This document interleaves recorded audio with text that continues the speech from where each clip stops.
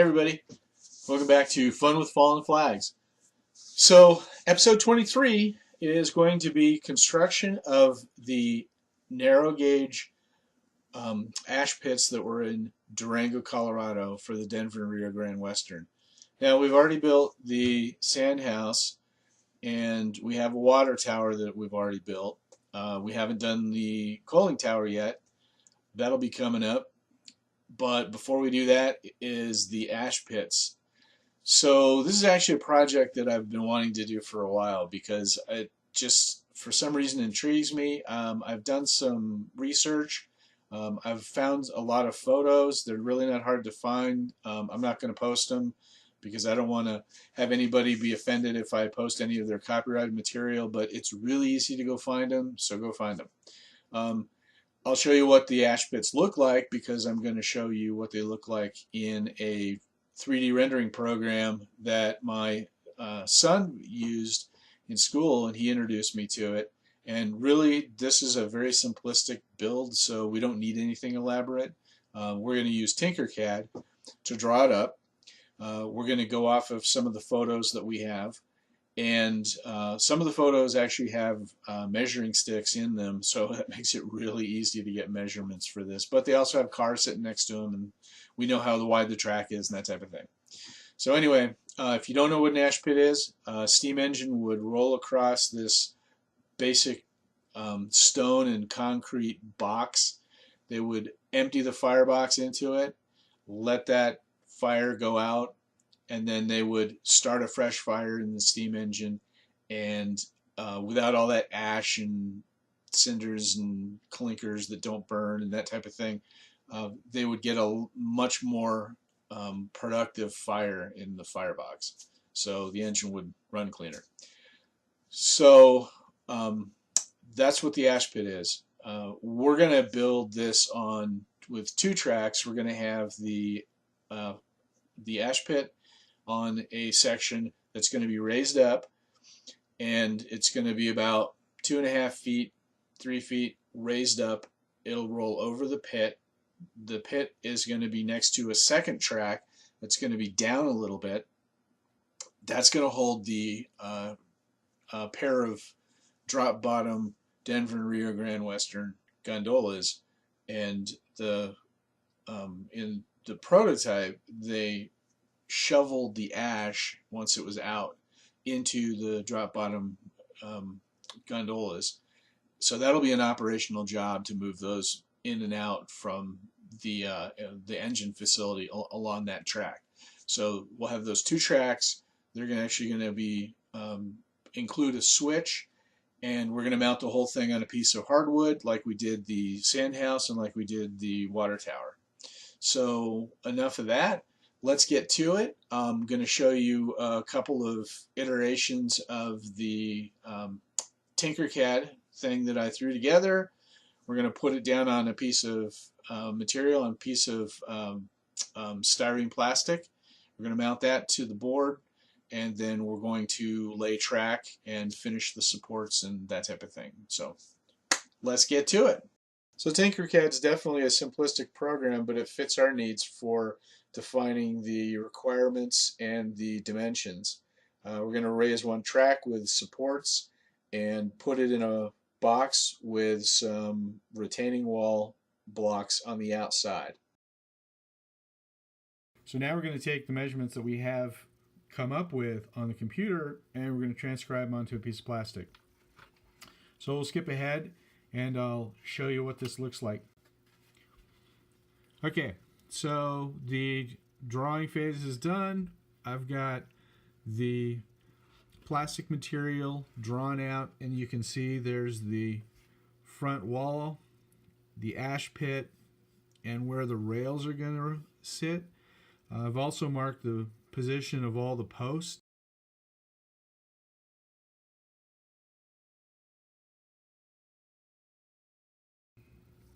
We want it to look like a poured concrete structure around the inside of it, but along the back side there is a section that looks like they did a poured concrete, but the original stones that were the dry set stones that were used, and they put blocks to build that back wall up. Looks like they poured concrete around, but on the top side, on the back, you can see poured concrete kind of flowed down around some of the stones. So on the top, we're going to want to expose some of those stones on maybe the top course or so. And then the front wall is all going to be blocks that are basically just no mortar was used, just dry set blocks along the front two sections outside of the ash pit. Okay, here we have the completed ash pit, and you can see that there is going to be some wood lines around the outside. That's intentional because this thing was poured in some concrete form, so we want to see those lines. And then the back of it looks like some of the old stones were never really covered completely. So I've placed a few stones on the top, and I'm going to try to cover the edges, the very top rim of it, with a little extra plaster to look like there was kind of some concrete on top of it and down the side, but never really covered it completely. You can see that in some of the photos. So we're going to add plaster to that back edge next. Hopefully this comes out in the video. I'm hoping you can see it. The stones along the very back of the wall that I've seen in some of the prototype photos, those are in place. I've covered over those stones with a thin layer of hydrocal to simulate the concrete pour that didn't quite get those covered. The rest of the wall is in place. You'll notice on the right side I curved the very topmost board, simulate some of the erosion that happened on the concrete from all the weather and heat and everything else. The left and right walls I built up with some scrap basswood blocks so that I have a firm platform to nail the track to before it goes over the open area.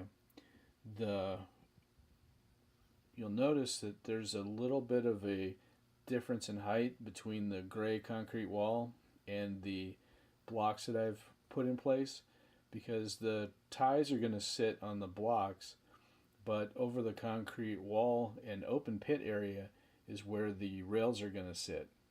So there'll be a difference in height. So the track will end up getting nailed down to the left and right block area, and then it'll just be rails alone that run over the top. And then we'll go through the stands that we're going to put in place, and then some reinforcement so that the rails don't spread apart.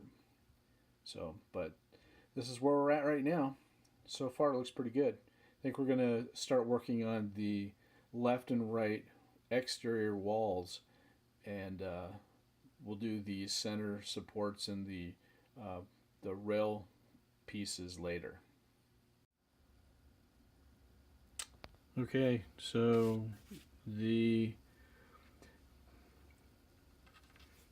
pieces that we had from a previous mold that I made, you can see that I've cut these up to fit both sides, and I'm not sure if it comes out in the video really well, but I made some little striations on the faces of the blocks so they look like they're sedimentary rock,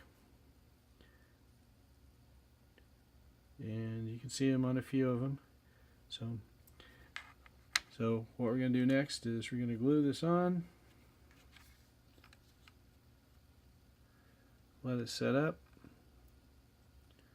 and then we're going to start working on the supports right along in here in the center. But essentially this should finish the structure itself. I'm going to mount this whole thing down to a solid piece of wood so it's much more stable, and then I can run track along here, and then the cars that are used to pick up the ashes. Drop bottom gondolas that Denver and Rio Grande Western use. And they parked them here, and then they would empty the steam engine and they would shovel by hand the ashes into the cars that were sitting on a track here. So there's actually going to be 2 tracks. So just so I don't have to worry about moving this around and mounting it and dismounting it, so it's all going to be one solid piece, and then if I ever decide to relocate it, it'll be much easier. Okay, after that last section, I mentioned something about putting the structure on a base. So just to explain that a little bit, rather than destroying the structures that I've built by prying them up and moving them around as I decide to make changes, half-inch piece of oak. I do not want to have to rebuild this. This took me a long time, and I'm really happy with the way it turned out. There's 12 feet to it, plus a place where a ladder attaches. So if I pried this up from a plywood base or whatever, I would be pretty unhappy with the way it came off the layout. So now I just put a flat-bladed screwdriver underneath there, pry this piece of oak up, structure comes right with it. So I didn't really do much to the oak. I put a little coat of stain on it just so it looked nice, but other than that, it really doesn't serve much of a function. I could do a little bit of a polyurethane on there too, but I'm just going to texture it into the layout as I go, and then it'll break away at the seams of the wood. So the sand house that I built, same thing. This structure actually prompted me to start doing this because I dreaded tearing this thing off layout. I would be in tears with the way this thing came up because, you know, it'd get glued in, and you texture it, you put ground foam and gravel and cinders, and then put glue and water mixture. It's going to seep underneath it. It's going to be a permanent part of whatever you put. So not me. I'm going to pry this up. I'm going to move it around. I'm going to put some 2-inch pink foam down, embed this into the foam, and then put a piece of track across here. It's going to be much easier. So for what we have, we've got the ash pit built. We've got the walls in front. We've got this. Before I put track across here and the supports, before I do any of that stuff, I'm going to measure it out on a piece of 1/2 inch. Find out where it fits well. Mount it to there. And then I can run track across here. And I can run, raise the track up and build up a surface here, and then run it across, and then worry about the supports that are inside here and the girder that runs underneath the rail. So that's what we're going to do next. We're going to mount this. We're going to build up some material, and then the last piece will actually be putting the track in place right over this open part of the pit. Alright, the ash pit has been mounted successfully. I've used 2 layers of cork roadbed to get the height of the upper track correct, and then those gaps are getting filled in with just simple drywall paste. An additional piece of cork across the front to give it a trough effect, and then sculpted it in with a little bit of drywall paste just to make it smooth. To complete the pit effect, a second layer of cork roadbed was added, very narrow piece, and then that was sculpted in with a little bit more drywall paste just to make everything nice and smooth. On top of the marks that we made initially, we placed the vertical supports, and then we started building the girders. Now the girders are basically 2 pieces of HOn3 rail with a piece of bass 4x4 in between them for spacing.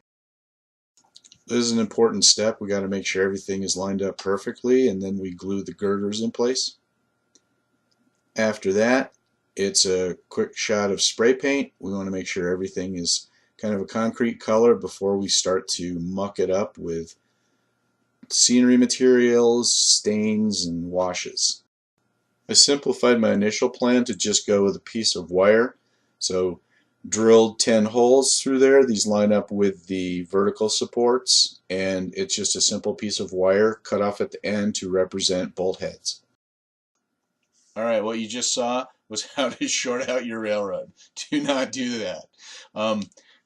What I did is I modified that. So I actually severed the connections down the center. I cut a little piece out of each of those wires. So the bolt heads are still sticking out of the outside of the rail. The wire that I glued in place is still on the inside of the rail, but they don't touch. There's a gap of about 1/4 of an inch, maybe a little bit more. And that gave me enough support that I could take a piece of black insulation from another wire, strip the wire insulation off, use that little tiny black piece of rubber. It actually looks better and it looks more like the prototype. So now we have the bolt head sticking out, the holes, the wires, they don't touch. There's no electrical short now.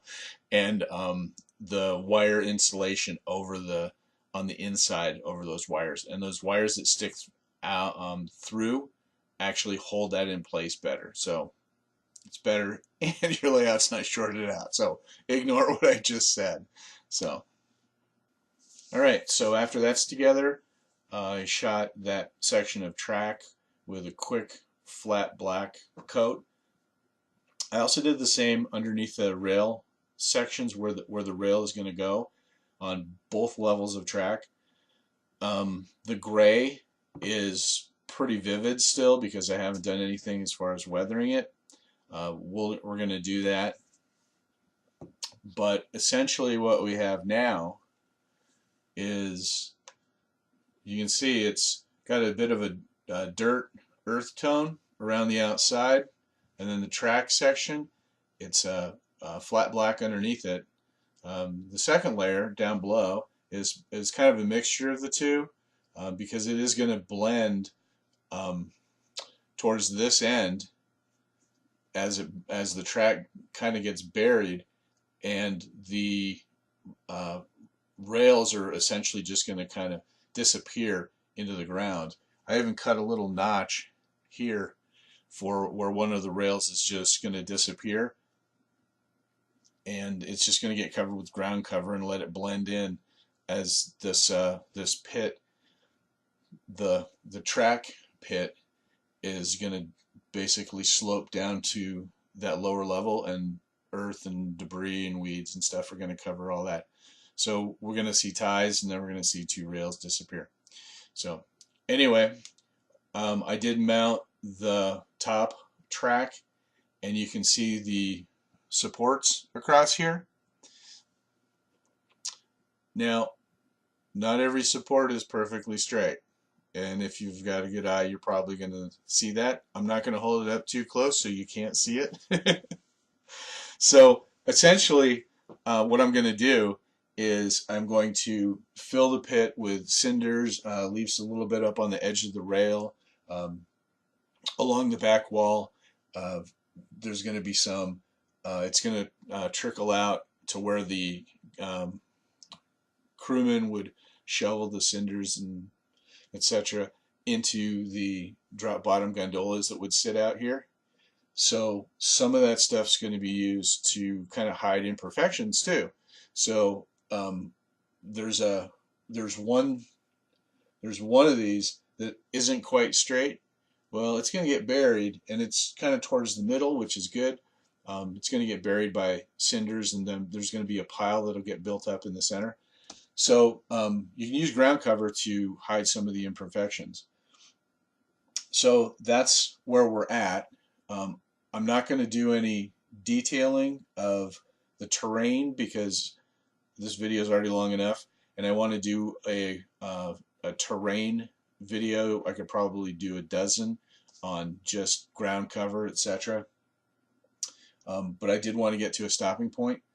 I'm going to add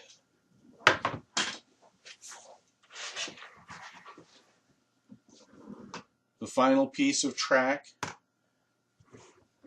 So this is what we're going to have when we're done. That's what it's going to look like. Now you can see this one just got painted, and this one's already clean and mounted, and I've removed paint off the top, so want to remember to do that. So let's talk about track mounting. So on modules like this, what I do is I tend to figure out where I want the track, pretty much get ready to nail it down, but I'm not going to nail it down because I don't want the nail heads showing up. So I do a quick little spot of super glue just to kind of hold it in place. And then I got to be really careful with it, because if I wanted to, I could tear it off, but it probably takes some road bed and stuff with it, and the track might not be aligned very good when I'm done. But when I get to this point, now it's ready to be ballasted. So when you ballast track, you're going to put the gravel down and mix in cinders and whatever else you want to, whatever blend you want to put in here. Either white glue, Elmer's glue, matte medium, whatever, and a water 50-50 mix, and then something to cut the viscosity of the water so that it bleeds into the terrain a lot easier, and it doesn't bubble up. And a lot of times when it bubbles up, it has a lot of ballast on the top of it. It looks really bad. You do it one time and you'll know exactly what I'm talking about. So once that's done, this piece of track is held in place with a couple of spots of super glue just to keep it in place. But it's got all that glue that's going to hold it down. So if you want to, you can take little spikes, hide them, put them maybe on the back side or something. Or if you want to, just use track nails and put them down. I'm still debating if I'm going to use the 2 blocks of wood that I embedded underneath here and place those or not. I may just do 2 nails there and maybe 1 at the very end. But it's going into wood here, and it's only going into cork road bed here, so I'm going to count on it holding in place with the glue. I also know that some people will take the ballast, they'll shoot it with some sort of fixative, like hairspray, and then apply the glue water mix. But you got to, again, remember to clean the track off, because that debris, that hairspray crap, is going to be on there. So you want to clean that up. So anyway, this is the project. This is where we're at. I'm not going to do any of the terrain stuff. Probably going to save that for another episode. But I appreciate everybody taking a look at this, and I had a lot of fun. I hope you guys did too. So one final note, the website that I use has changed. It's michaelmccarville.com. So if you're looking for my main website, that's the website. There's a YouTube link and a photo link on there, and you can check out a whole bunch of photos that I've posted. And please subscribe to my channel. It's in the notes for this episode. And if you have any comments, positive, negative, whatever, please leave them. Feel free to share this episode, and we will look forward to seeing you on episode 24.